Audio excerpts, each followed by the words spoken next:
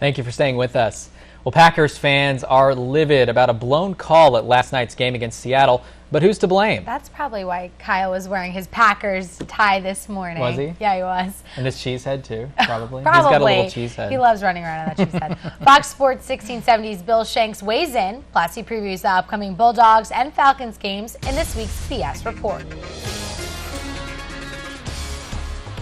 All right, we've got a couple of things to talk about tonight. First, last night's NFL game with the replacement officials.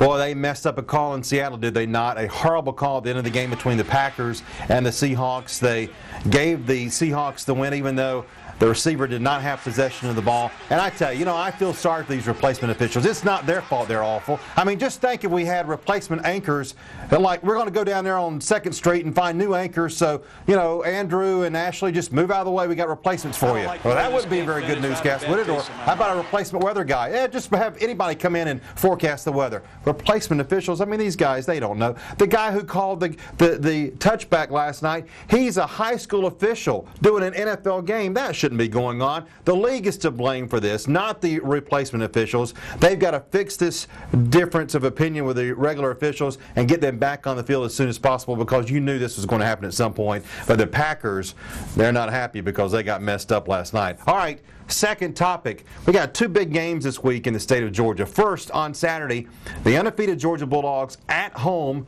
against Tennessee. Now, this is a big game, but of course, Georgia has not really played anybody worth a toot so far. They're 4-0. They've played great ball, and they played very well against Vanderbilt. But what kind of competition has it been so far? Well, Tennessee will be a little bit better. Yeah, they're not a great team, but they've got great receivers, and it could be an impressive win if Georgia is able to get by the big receivers and big quarterback Tyler Bray for the Volunteers. And then on Sunday, the undefeated Atlanta Falcons, 3-0 against the Carolina Panthers, with Cam Newton coming back home, former Auburn quarterback coming in for the Panthers, and they're not doing very well. They struggled last week in their game against the Giants, and the Falcons defense went out west and shut down Phillip Rivers. I want to tell you something. I know it's early, but both of these teams, there's reason to be excited about them because they are playing great football and they're winning with defense. And you know what?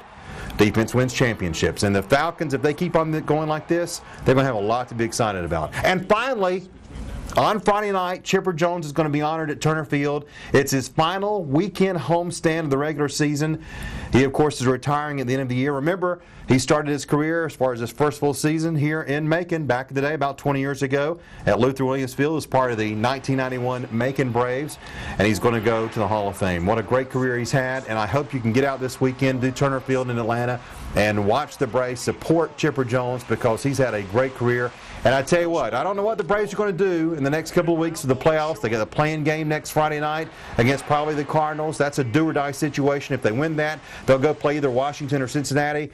But let's hope they do something good for Chipper Jones because this is his final season, final few days of his career, and it's going to be a special couple of days as we honor the Braves third baseman. All right, we'll see you on Friday for high school football action on the End Zone, brought to you by Safe Auto. We'll see you then.